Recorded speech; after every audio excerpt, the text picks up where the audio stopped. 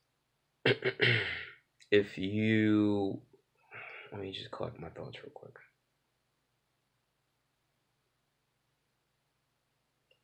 If you if someone bids above you and you lose a bid, but you still want it, you can just say that you want to be the second bid, right? So being the second bidder means you put down the same deposit amount that the first bidder won. And what happens is, if the first bidder for whatever reason doesn't get paid a balance off in the 30 days, or 30 days plus the extension, whatever time period, you now just kind of pop into place. You win it at the same price that the other person won it at, and you get to take over what they messed up on.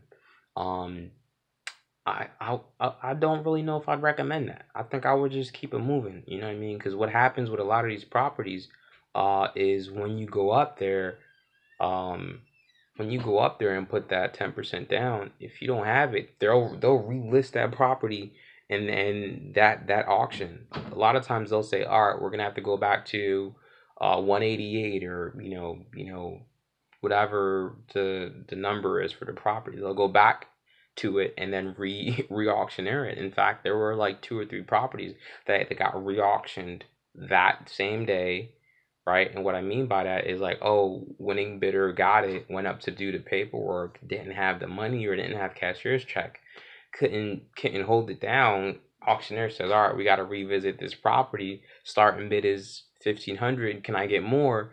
And that's happened at least 3 times, on 3 different properties. In fact, one property, there were several properties that actually went back 2-3 times the same day. It was really ridiculous. And I love the auctioneer. Auctioneer really made a joke about it and kept the situation light.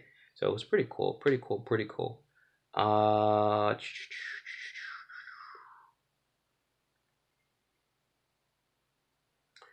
in regards to like your paperwork and everything like that, if you're gonna put the property, if you're gonna put if you want the property to go into the name of an LLC or anything like that, you want to make sure that you have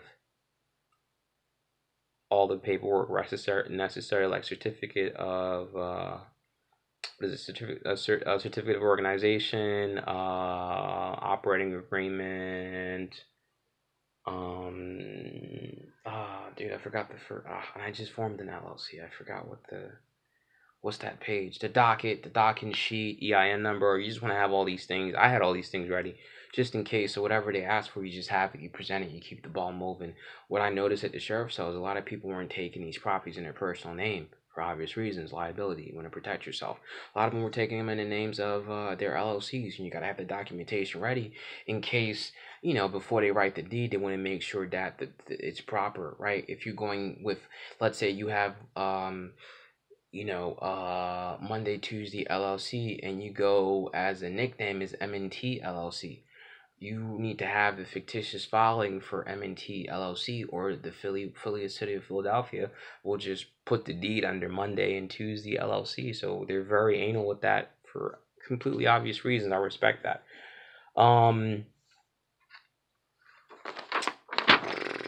Yeah, I mean that's pretty much it. You know what I mean? That's pretty much it. I do recommend you get these books. Again, I'm not plugging them, but it's really easy to just have. uh if it's your first time, and you're not, I would buy it at least the first time you go. And then what you do is, when you make that list of properties, you order it based on the book and writ number, so you're able to follow along. Or not even follow along, you just know which one of your properties that you're interested in is coming first. That was a big mistake that I made. I organized it based on zip codes, and when I went to go do my driving, I organized it based on that path that I was driving. That was a big mistake for me, because when it came down to the auction, I was all over the place. It was just, oh, and I would be up here and then down here, and then, you know what I mean? And then I bought the book, and the book was helpful because now I can see the order that they're going into, because I didn't print out the list of all the properties before heading in there. So that was my mistake. Um, and if you print out the order ahead of time, you don't have to get there. It starts at 9 o'clock. You don't got to get there at 9 o'clock. You know what I mean? You might be able to get there at freaking um 11, 12, you know what I mean? Whatever, maybe not that late. You know what I mean? Like I stuck to the very end of it, and a lot of the properties that I really wanted, um, it stayed. Oh, let's talk about that. Let's talk about what that means. Um, so a lot of times at properties, there are two things that can happen where you won't be able to bid on a property. One thing that can happen is that the property stayed. Stayed means that the court order to sell the property has been canceled, right? And what that really translates to or means is that the owner of the property that was back on taxes is now repaying or whatever the case may be. Like you know what I mean? Something like that has happened, and for whatever reason, property is no longer for sale, right? Other thing that happened, which completely annoyed the crap out of me, is postponed. Like, well, no, the stays annoys the crap out of me, and it's so crazy because I'm wishing bad for other people. I hope you don't pay your property taxes. I hope that you vacate the property so I can take. Like, it's crazy. I'm wishing people lose their property. I mean, you know what I mean? I mean, because there were properties that I saw, and it's just like, yo, your roof is falling in. Like, it was property that I drove by, and I see the lights, I see people are living in it, and like the front roof is just caving in. Like, I'm looking through. Like, I remember I'm driving through one property, and with my little flashlight, I'm looking not with my flashlight, but I'm looking up at a hole on like the porch into like the master bedroom that sticks out. If you've been inside of a Philly house, you know what I'm talking about. You got the front porch, and then the bedroom is sticking out of the porch. I'm looking through a hole on that porch into the bedroom, and I'm seeing the light that's on. Like that poor of a condition. People are living in it. I'm like, yo, get out so I can secure this property so you don't fall through a hole. But a lot of the ones that I really wanted stayed, and that bugged me. And then if it didn't stay or if I didn't get outbid, then it was postponed. So stayed again means that the order for the property to be sold due to delinquent taxes or whatever the case may be has canceled. And then postponed, self-explanatory, they're pushing it back. So for this auction that happened in December, a lot of things got pushed back to December, January, March, even April. I think I saw a couple that got pushed back to April, but a bulk of them are January, February, and then you have a couple straggler Marches. So that's it. That's it. That's it.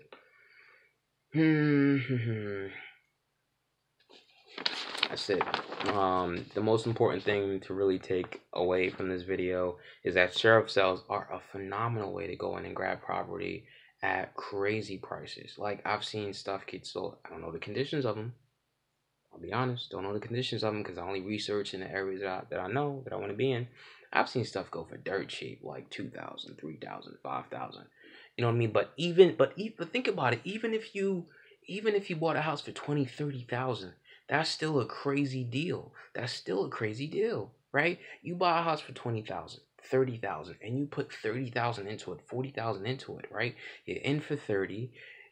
You bought it for 30, you in for 40 on the renovations. You now have a ridiculously ready, completely renovated house, and you're renting it out. Let's say a 3-bedroom gets you 1,250. Whoa, like that's not a bad deal. You know what I mean? It's only gonna take you what, 6, 7 years, you get all your money back. It's people that don't pay their mortgages off in 6 to 7 years. So that, you know what I mean?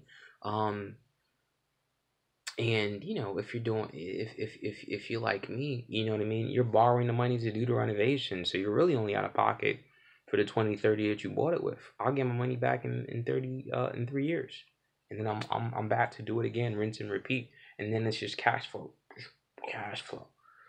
So it's really, really a great strategic thing for me to do. Again, I've already exhausted my option as a first time buyer, and now I'm just trying to figure out what are some really cost effective ways to acquire property that needs work. Like, I don't want anything pretty. I need all the ugly properties that I possibly can,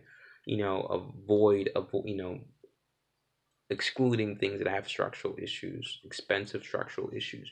I'll take everything else. Like, no, like, I'll take all the other issues. All the roof is messed up. Like, I'll take all that. I feel comfortable with that. But when the structural issues, ooh, I'm not feeling it. So I'm about to call it a night because this video is 34 minutes long and I don't want it to go that long. But yeah, but that's pretty much it. That's all the information I have. Um, yeah, keep rocking and rolling. And I'm gonna do my, as 2018 comes about, I'm gonna do my best to do videos. You know what I mean? And try to just take the education that I know in my head and push it out there, so you who are watching this are able to get into the world of real estate and you know, create the type of lifestyle that you want, because that's what I'm in it to do. You know, and I wish that for everybody else that genuinely wants to put in the work to make it happen. You know, my goal is to have, you know, $20,000 a month in cash flow from rental properties that I own, and then take that money to you know, pay down mortgages on everything. I mean, and then, you know, just rock out from there. You know what I mean? Be free to just do what I want and just kind of rock out from there. So I'll support anyone and everyone that's trying to, you know, create that same kind of situation for themselves. And I know it's possible. I got tons of people that are doing it, and it gets me excited because I see progress in my own life, and I want to share the knowledge, share my experience, so that even from the little baby steps that I'm taking, you guys are able to watch and take the steps with me. So that's it for this video. Any questions you have, please drop a comment, and I'll do my best to stay on top of it. All right, thanks.